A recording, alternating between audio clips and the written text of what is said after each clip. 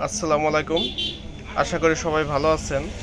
এই যে ladies LED touch ঘড়িটা দেখতে পাচ্ছেন, অনেকে কিন্তু টাইম মিলাইতে জানেন না। এগুলা আসলে এগুলা টাইম কিভাবে মিলাইতে হয় সেই পদ্ধতি আপনাদের দেখাবো।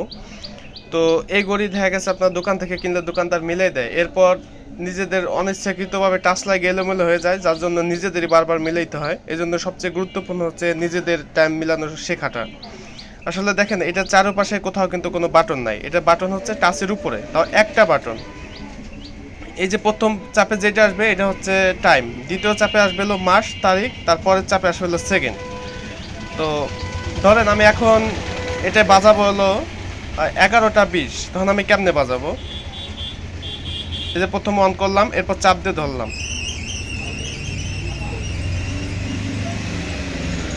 বারবার প্রেস করতে হবে, 11টায় নিতে হবে, 11টা, আর তারপর চাপ দিয়ে ধরে রাখলে মিনিট অপশনে যাবে। এরপর আমি বারবার প্রেস করলে এই যে এখানে 20 মিনিট যখন হবে তখন এটা আমি থামাই দিব, বাস ওকে।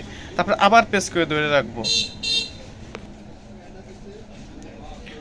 তারপরে এই যে অপশনটা আসছে এটা হচ্ছে ওয়াইতে ইয়ার বুঝাইতেছে, এখন 2024 সাল, আমি 2024-এ নিব। এই যে দেখেন 24 সাল, সাল মিলানো হয়ে গেছে। এখন মিলাবো হলো মাস, 4 মাস। ধরেন আমি এখন 6 মাস 20 তারিখ বানাবো, সেক্ষেত্রে কি করতে হবে? দুঃখিত, আবার পিছে চলে আসছে এটা, আবার পেজ করে আমার ওই অপশনে যাইতে হবে।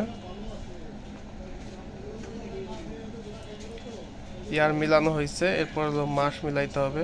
এই যে 6 মাস 20 তারিখ,